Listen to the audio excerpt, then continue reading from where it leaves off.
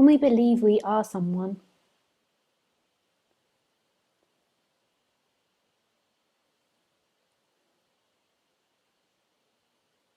it always covers the experience with separation.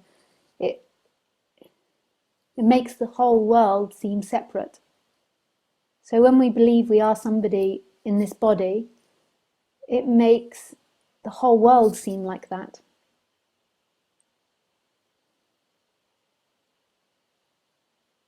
And it really, it's not just a thought or a belief, it really seems like we're walking around in a separate world.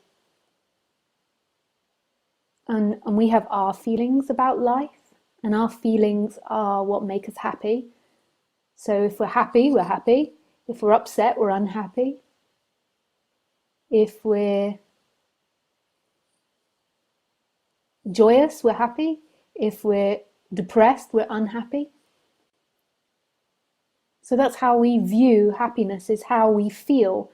And we believe that our feelings are a response to the external, which in a way you could say that in some way the feelings, that's how it should work. The feeling should always be a response to the external. So if you're seeing a kid run over, then there's a response of sadness and sense of responsibility to go and help. And if you're seeing a party and people dancing, then a response of joy might come up. But it's a mistake to believe that any of that is happiness, like true happiness. That isn't really what you're looking for. These are sensations that come and go in life, and they're impermanent, and you'll never be able to make the coin stay one side up. So you'll never be able to make yourself always happy, always joyful, always excited, always in bliss. This is an impossibility. And maybe you want to become enlightened because you have an idea that you'll always be in bliss. But this is something that's destined to come and go, and this is something that's meant to come and go, just like the leaves are meant to fall off the tree in autumn time. And the flowers are meant to flower in spring, although there are exceptions. They sometimes flower and fall at other times of year. Like change is the way that this world works. This change is the way that this world is experienced. And actually, if you look at change and movement, what happens is one thing is always turning into another. So a bud turns into a flower. The soil turns into food for that flower. The sunlight becomes energy. So there's always this transformation happening. Nothing's ever still, but it all works in itself. Like one thing changes to another, to another, to another, to another, to another. So you can't see something change without it changing from something else into something else.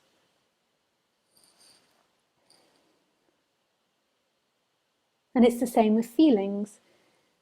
We have joy, and then it might turn to neutral, then excitement, then sadness. The nature of life is to change. If it didn't change, nothing would be happening. There would be no experience. It has to change. But because as humans we believe that our happiness and our freedom is based on things and on feelings, we're always in a state of trying to hold on to things. And we're always in a state of trying to pin things down. So if we get money, we're suddenly trying to keep it. There's not the joy of getting it, although there might be, but then the next moment we're worried that we're going to leave it, so we're trying to hold on to it and not spend it. Whatever it might be, the same with lover. But the nature of life is movement, to change constantly. And freedom has nothing to do with change. Freedom has nothing to do with something that appears. Although this realization is going to affect the body and change the body-mind mechanism, it's not any permanent state. It's not a way of being.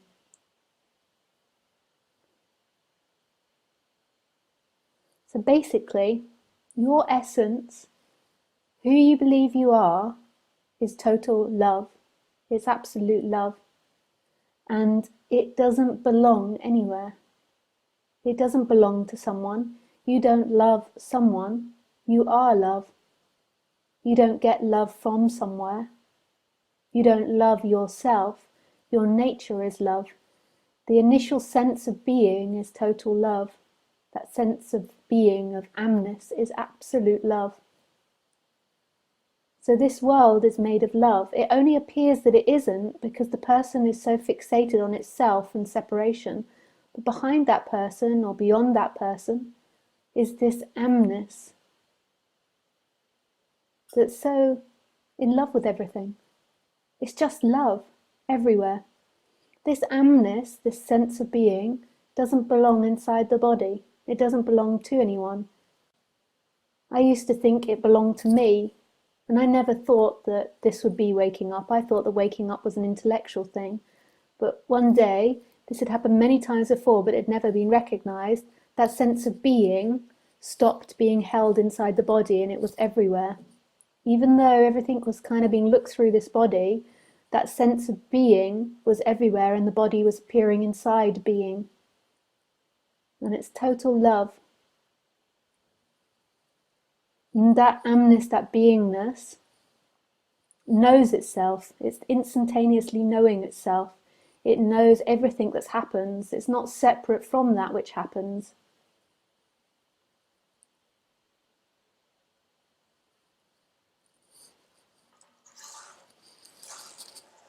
And it's got two sides to it being. On one side, it's total and utter love in its manifestation and its expression. And on the back side, it's totally empty and belongs to nothing, has no quality to it. It's empty of anything. This is so beautiful.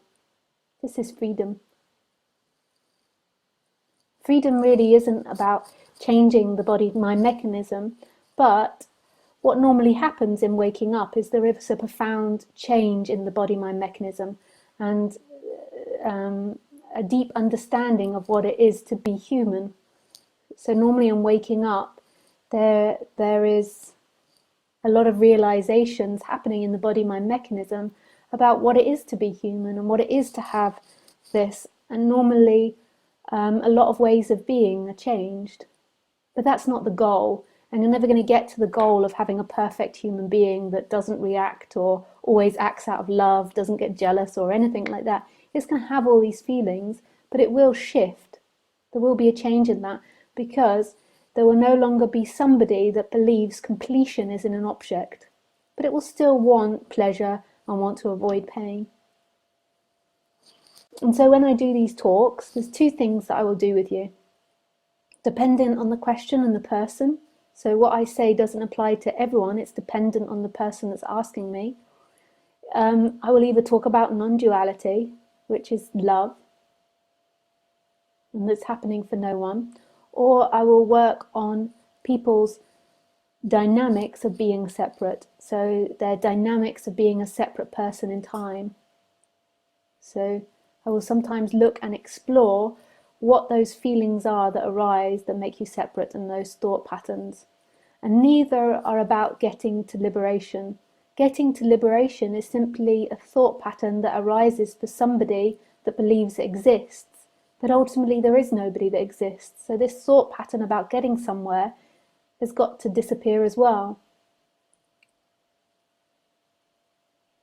But it doesn't mean that there doesn't carry on to be an exploration of what it is to be alive, but it's just this idea of a destination needs to begin to disappear, because who is it that's going to get somewhere? But we can explore the human separate dynamics, and we can also explore non-duality, and I love both sides of it. Exploring what it is to be human, which is such a funky chicken dance. The human bodies are really funky. Even Lisa's not like standing outside that. Lisa, this body is still human and still likes her nice piece of juicy cake. And she likes to have certain things with her name on it. Lisa, this belongs to Lisa. And she likes things her way, and she doesn't always want to share. But so all humans are funky, and I'm sure most probably some people are telling themselves a story, no, I'm way beyond that. But that's a story. You'll begin to see that no human is beyond the movement towards pleasure. If you were, you would be dead. So there's that side of it, and that's the funky chicken dance, and I love it, and I love exploring that, and there can always be the improvement and the development of the human being, even though that's not a goal, but there can always be a growing into this, and in a way it's an endless process, the evolution of the human and the human evolving to this realization and this freedom. I mean, that will never end. But on the other side, there is what I'm talking about, which is not about any destination and which is totally free right here and never needed anything. And it's so beautiful. And that's way beyond our intellect. It's way beyond reason and sense. And yet it creates all of that.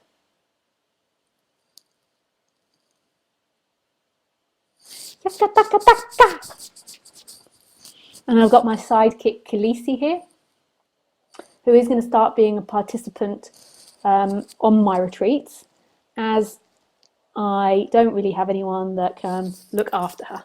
So, and because she's got her special needs, because she's more like a dingo or a wolf than a regular dog, it's better that she stays with me. So she's now becoming the sidekick. You know, most people have human helpers. I have Khaleesi. And if anyone's out of line, she just gives them a little nip. I go, get them!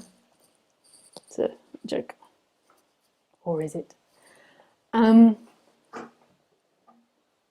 She's got her little cat buddy in the background there. There.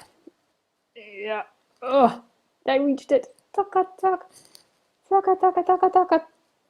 Taka, taka, taka, taka. So if you want to call in, then you call me through Skype, which is Lisa Cairns 12.